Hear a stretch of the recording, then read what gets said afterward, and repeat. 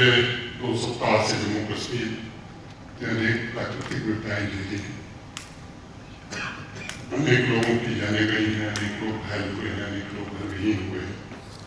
मैं ऐसे पीड़ित परिवारों के प्रति सबसे पहले अपनी गहरी संवेदना व्यक्त करता हूँ और उन्हें आश्वस्त करना चाहता हूँ कि जम्मू कश्मीर का प्रशासन, सरकार और भारत सरकार उनके पुनर्वास के लिए पूरी तरह से प्रतिबद्ध है और आने वाले दिनों में शीघ्रातिशीघ्र उचित कदम उठाए जाएंगे। आज मैं उन सभी पुरस्कार विजेताओं को हार्दिक बधाई देता हूँ जिन्होंने इंटरनेशनल बुद्धा पीस अवार्ड और भारत रत्न डॉक्टर अम्बेडकर अवार्ड प्राप्त किए हैं। विभिन्न क्षेत्रों में काम करने वाली अनेक बहुमुखी प्रतिभाएं आज यहाँ सम्मानित हुई हैं। मैं उम्मीद करता हूँ कि इन प्रतिभाओं के काम से जम्मू कश्मीर और देश के तमाम नागरिकों को प्रेरणा मिलेगी अच्छा काम करने के लिए। मैं बुद्धांजलि रिसर्च फाउंडेशन और कैलाश के द्वारा किए जा रहे प्रयासों की भी सराहना करता हूँ। कश्मीर घाटी में ये महत्वपूर्ण आयोजन प्रत्येक भारतीय की भारत के मुकुटमणि के प्रति प्रतिबद्धता दर्शाती है। ये हमारी प्रतिबद्धता और कन्विक्शन है कि जम्मू कश्मीर की तरक्की की रफ्तार को किसी भी स्थिति में हम छूने नहीं देंगे। भारत के आदरणीय प्रधानमंत्री श्रीमान नरेंद्र मोदी जी के नेतृत्व में यहाँ पिछले 5-6 वर्षों में जो परिवर्तन हुए वो निश्चित रूप से ऐतिहासिक है।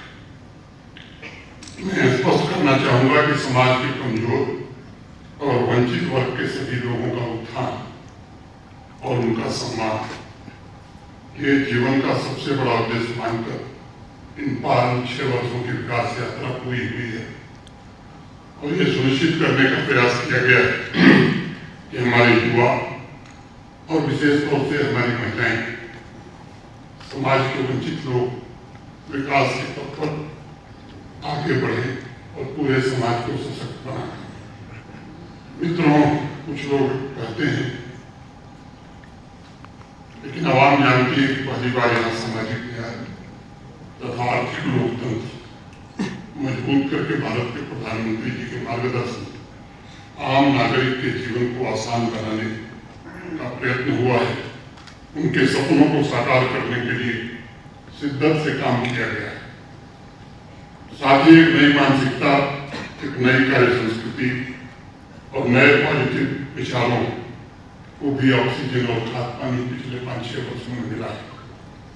बाबा साहब भीमराव अम्बेडकर स्वयं कहते थे कि मनुष्य नश्वर है, उसी तरह विचार भी नश्वर है और एक विचार को प्रचार और प्रसार की जरूरत होती है।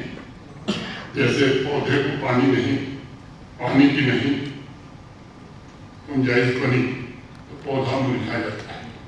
आज इस सभागार में उपस्थित अनेक पुरस्कार विजेता अलग अलग क्षेत्रों से हैं, लेकिन वो साहस, सद्भाव, शांति, सेवा और राष्ट्रीयता के लिए काम किए हैं और राष्ट्र निर्माण से जुड़े विचारों का अपने अपने ढंग से अपने अपने क्षेत्रों में प्रतिनिधित्व नहीं करती है।